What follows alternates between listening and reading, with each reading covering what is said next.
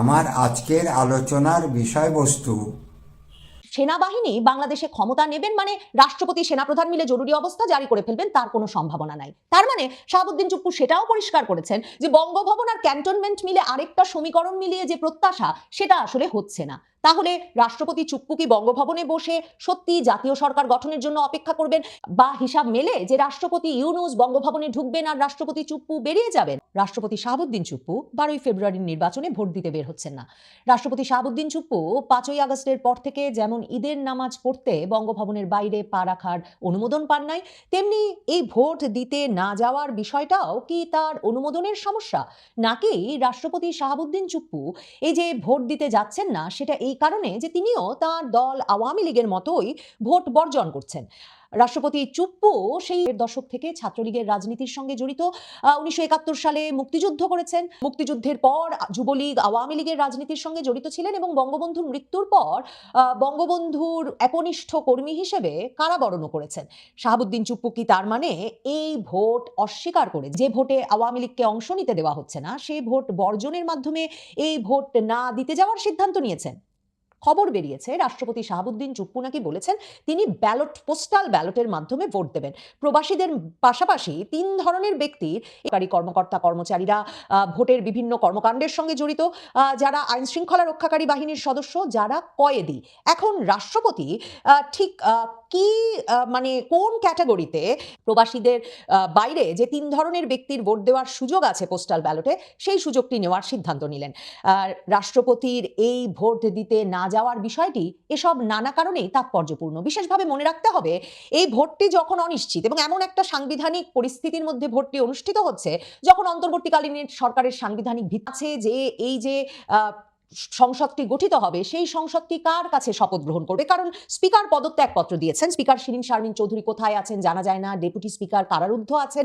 তো এই অবস্থায় আগামীর যে সংসদ সেই সংসদটি কার কাছে শপথ গ্রহণ করবে এ নিয়ে যেমন প্রশ্ন করবার সুযোগ আছে, নিশ্চয়ই কৌতূহলী হবার সুযোগ আছে, মানে প্ল্যানটা কি, পরিকল্পনাটা কি।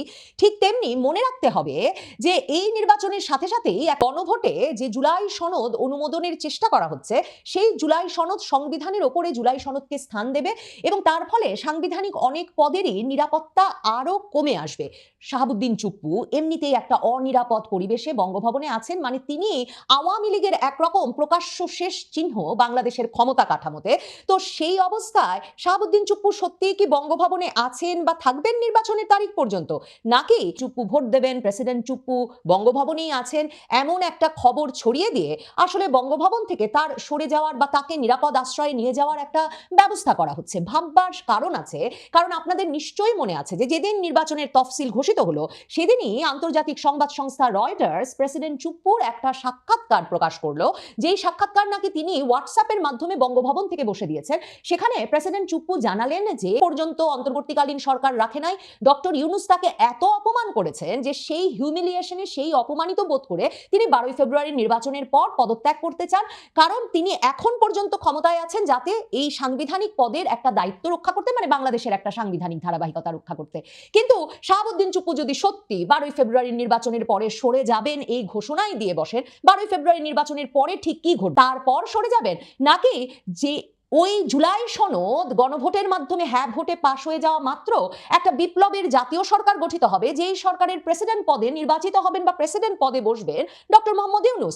কারণ জুলাই সনদে তো অরাজনৈতিক ব্যক্তিকে পদে, এবং অরাজনৈতিক একজন ব্যক্তি যিনি সেই সময়ে কোনো রাজনৈতিক দলের সদস্য থাকবেন না, এমন সব ক্রাইটেরিয়া সেট করা হয়েছে যাতে স্পষ্টতই বোঝা যায় যে ওই পদটি একরকম রেখে দেওয়া হয়েছে প্রধান উপদেষ্টা ডক্টর মোহাম্মদ ইউনূসের জন্য। এবং এই কথা তো ব্যাপকভাবে প্রচলিত আছেই যে জুনে যখন ডক্টর ইউনূস গেলেন তারেক রহমানের সঙ্গে লন্ডনে দেখা করতে, তখনই এই শর্ত তিনি দিয়ে এসেছিলেন যে তারেক রহমান এসে নির্বাচিত হয়ে বিএনপি যদি সরকার গঠন করে তাহলে আর জামায়াতের আমির ডাক্তার শফিকুর রহমান তিনি তো এই রয়টার্সকে সাক্ষাৎকার দিয়ে সবে বললেন যে নির্বাচনের পর তারা একটা জাতীয় সরকার গঠন করতে যাচ্ছেন। তাহলে নির্বাচন নির্বাচনের পর শাহাবুদ্দিন চুপ্পুর পরিস্থিতিটা যেমন দাঁড়াচ্ছে, সেখানে তিনি কি এই মুহূর্তে নিরাপদ বোধ করবার কথা? ভোটের দিন পর্যন্ত বঙ্গভবনে তার থাকবার কথা, নাকি প্রশ্ন তোলার সুযোগ আছে? রয়টার্স থেকে ওই যে হোয়াটসঅ্যাপ বার্তায় একটা সাক্ষাৎকার দিলেন শাহাবুদ্দিন চুপ্পু, যার মাধ্যমে তিনি সবাইকে জানিয়ে দিলেন যে তিনি 12 ফেব্রুয়ারি, সরকার এখন পর্যন্ত কোনো পরিকল্পনা জানালো না, কোনো প্রতিক্রিয়া জানালো না। প্রেসিডেন্টের শূন্যতায়, সাংবিধানিক সেই পদের শূন্যতা তৈরি হলে স্পিকার, ডেপুটি স্পিকারের অনুপস্থিতিতে কি ব্যাখ্যা? প্রিয় দর্শক, না টেনে শেষ পর্যন্ত দেখুন, আসল ঘটনা জানতে পারবেন। সংবিধানের ওপর জুলাই সনদ প্রতিষ্ঠা করতে যাচ্ছে 12 ফেব্রুয়ারির পর। তাহলে শাহাবুদ্দিন চুপ্পু সত্যি বঙ্গভবন থেকে পোস্টাল ব্যালটে ভোট দিচ্ছেন, ভোট বর্জন করছেন, নাকি তার আগেই হচ্ছে, নাকি তাকে একরকম গৃহবন্দী করে রাখা হয়েছে, মানে তিনি কি কয়েদি, সেজন্য তিনি পোস্টাল ব্যালটে ভোট দিচ্ছেন? এই সবগুলো প্রশ্ন করবার সুযোগ আছে। শাহাবুদ্দিন চুপ্পুর ওই সাক্ষাৎকারটিতে দেখেন ওনার কোনো প্রেস টিম নাই। এরপর তিনি যে ওরকম একটা হোয়াটসঅ্যাপ বার্তার মাধ্যমে সরকারের একদম নিয়ন্ত্রণে থাকার মধ্যেও একটা সাক্ষাৎকার দেওয়ার সাহস করলেন, সেটা থেকেও কিন্তু এমন একটা সিদ্ধান্তে পৌঁছানো যায় যে তার উপর হয়তো চাপ ছিল এই কথাটা জানানোর যে 12। দেখেন, শাহাবুদ্দিন চুপ্পু ওই সাক্ষাৎকারে অত্যন্ত গুরুত্বের সঙ্গে আরেকটা কথা বলেছিলেন যে তার সঙ্গে ভালো যোগাযোগ আছে সেনাপ্রধান ওয়াকারুজ্জামানের, কিন্তু সেনাপ্রধান ওয়াকারুজ্জামান কিছুতেই সাংবিধানিক ধারাবাহিকতা নষ্ট করতে চান না, ক্ষমতা গ্রহণ করতে চান না। কাজেই সেনাবাহিনী বাংলাদেশে ক্ষমতা নেবেন মানে রাষ্ট্রপতি সেনাপ্রধান মিলে জরুরি অবস্থা জারি করে ফেলবেন, তার কোনো সম্ভাবনা নাই। তার মানে শাহাবুদ্দিন চুপ্পু সেটাও পরিষ্কার করেছেন যে বঙ্গভবন আর ক্যান্টন প্রত্যাশা সেটা আসলে হচ্ছে না। তাহলে রাষ্ট্রপতি চুপ্পু কি বঙ্গভবনে বসে সত্যি জাতীয় সরকার গঠনের জন্য অপেক্ষা করবেন, বা হিসাব মেলে যে রাষ্ট্রপতি ইউনূস বঙ্গভবনে ঢুকবেন আর রাষ্ট্রপতি চুপ্পু বেরিয়ে যাবেন? এই সব হিসাব মেলালে এটা বোধহয় সন্দেহ করবার যুক্তিসঙ্গত কারণ আছে যে রাষ্ট্রপতির অনুমোদন মেলে ভোট দিতে যাওয়ার। রাষ্ট্রপতি চুপ্পু দ্বাদশ নির্বাচনেও 2024-এর জানুয়ারির নির্বাচনেও নাকি পোস্টাল ব্যালটে ভোট দিয়েছিলেন বলে bdnews24.com খবর দিচ্ছে। কারণ রাষ্ট্রপতি তখন বলেছিলেন তিনি পাবনা গেলে যে ধরনের ব্যাপক মানে একটা সাড়া পড়ে যাবে, তাতে পুরো প্রশাসন তাকে নিয়ে ব্যস্ত হয়ে পড়বেন, তিনি সেটা করতে চান না। কিন্তু এবার ভাবুন, নভেম্বরেও তিনি ঘুরে এসেছেন 2000 করতে এক দফা পাবনায় কোনো আলোড়নই হয় নাই, হেলিকপ্টার দিয়ে তিনি নেমেছেন, জেলা প্রশাসক তাকে বরণ করেছেন, এরপর তিনি পারিবারিক বাড়িতে বসে আছেন। মানে রাজ্য নাই যার, সেই রাজাকে নিয়ে এমন সাড়া পড়ে যাওয়ার তো কোনো কারণ নাই।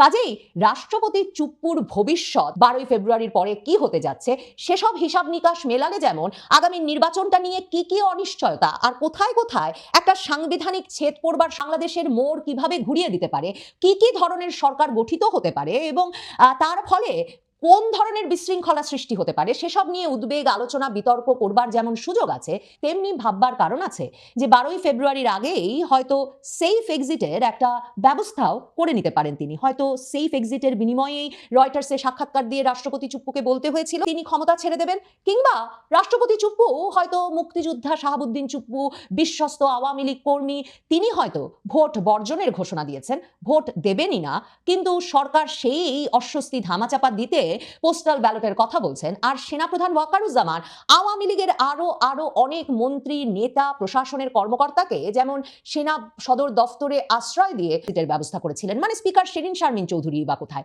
ঠিক তেমনি ভাবে তিনি হয়তো 12 ফেব্রুয়ারির নির্বাচনের আগে পরের একটা ভীষণ অস্থির সময়, মানে যে সময়টাই ঠিক কি ঘটবে তা আগে থেকে ধারণা করা মুশকিল, মানে কে অনেক রকম অসাংবিধানিক পরিকল্পনা যখন আছে, তখন হয়তো সেনাপ্রধান ওয়াকারুজ্জামান নিরাপদে রাষ্ট্রপতি চুপ্পুকেও বের হয়ে যাওয়ার একটা সুযোগ করে দিয়েছেন, কিংবা সেনা সদরের মতো কোনো নিরাপদ আশ্রয় থাকবার ব্যবস্থা করে দিয়েছেন। কি ঘটছে, কি ঘটতে যাচ্ছে সেসব নিয়ে অনেক পরিকল্পনা, অনেক জল্পনাই আসলে ওই বঙ্গভবনকে ঘিরে।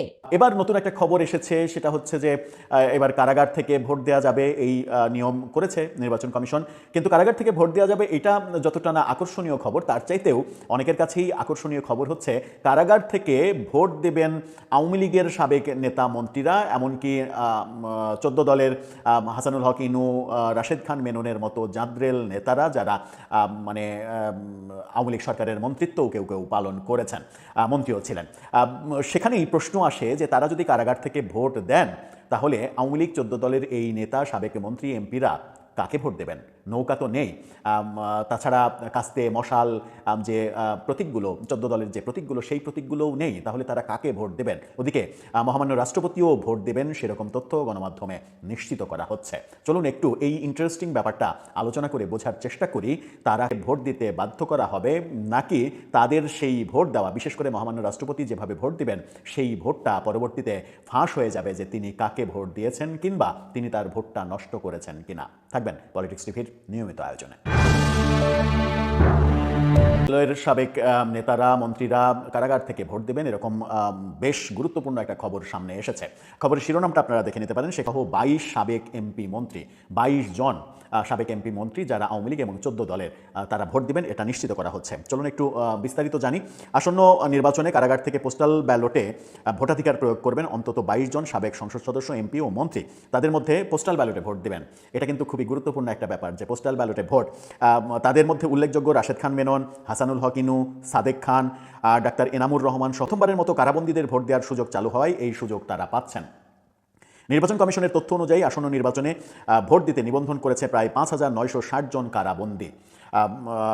আগামী 12 ফেব্রুয়ারি সারা দেশের 75টি কারাগারের মধ্যে 71টিতে ভোট গ্রহণ অনুষ্ঠিত হবে। এর মধ্যে ভোট কেন্দ্র স্থাপন, ভোটের কর্মসূচি ও নিরাপত্তা সহ সার্বিক প্রস্তুতি সম্পন্ন করা হয়েছে বলে জানিয়েছে কারা কর্তৃপক্ষ। প্রবাসীদের জন্য পোস্টাল ভোট চালুর পাশাপাশি এই কারাগারে ভোটের ব্যবস্থা করা হয়েছে। আসন্ন মোট 84,000 কারাবন্দীর মধ্যে 5,960 জন নিবন্ধন করেছেন। কারাসূত্র বলছে অনেক বন্দীর জাতীয় পরিচয়পত্র না থাকায় আবার অনেকে ভোট দিতে আগ্রহী না হওয়ায় নিবন্ধিত ভোটারের সংখ্যা তুলনামূলক কম।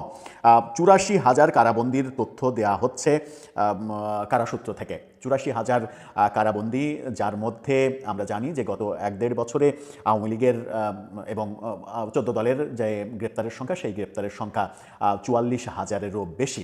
যদিও পরবর্তীতে অনেকেই জামিন পেয়েছেন, কিন্তু 84,000 কারাবন্দী এটা কিন্তু একটা বিশাল সংখ্যক কারাবন্দী।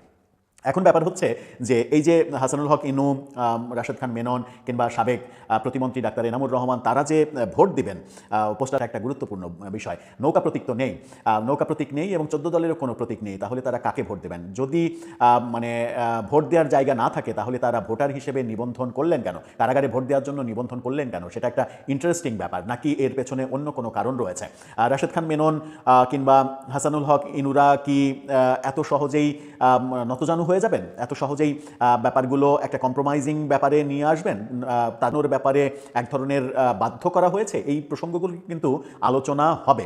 এই প্রসঙ্গগুলো আলোচনা হবে এই কারণেই যে তারা তো ধানের শীষে কিংবা দাঁড়িপাল্লায় কিংবা শাপলাকলিতে ভোট দেওয়ার কথা নয়। তাহলে তারা কাকে ভোট দেবেন? সেটা একটা বড় প্রশ্ন।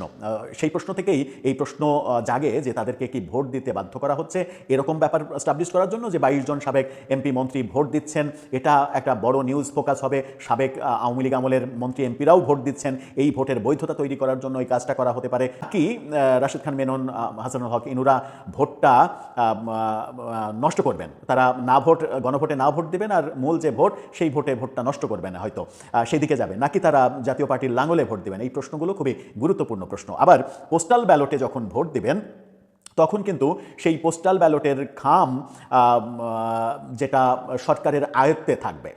এমন না যে ব্যালট পেপারে ব্যালট বক্সে ভোট দিয়ে ঢুকিয়ে দিলেন, ঢুকানোর ফলে নিরূপণ করা সম্ভব হলো না। কিন্তু পোস্টাল ব্যালটে খামের মাধ্যমে যদি হয় তাহলে সেটা কিন্তু নিরূপণ করা সম্ভব হবে।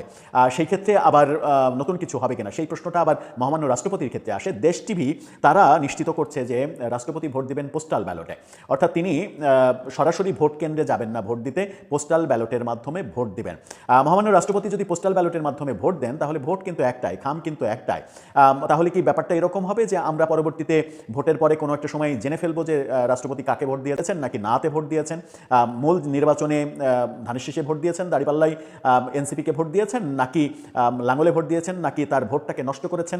এই ব্যাপারটা কি পরবর্তীতে ফাঁস হয়ে যেতে পারে? পরবর্তীতে এটা যে কোনোভাবে নির্বাচন কমিশনের মাধ্যমে, মেকানিজমের মাধ্যমে এটা কি বাইরে চলে আসতে পারে যে রাষ্ট্রপতি শাহাবুদ্দিন চুপ্পু এই ভোট দিয়েছেন, যদি ভোটটা নষ্ট করেন তাহলে তাকে দায়ী করা, যদি তিনি গণভোটে না ভোট দেন তাহলে তাকে স্বৈরাচারের করে বলা, যদিও তো দোষর আছেনই।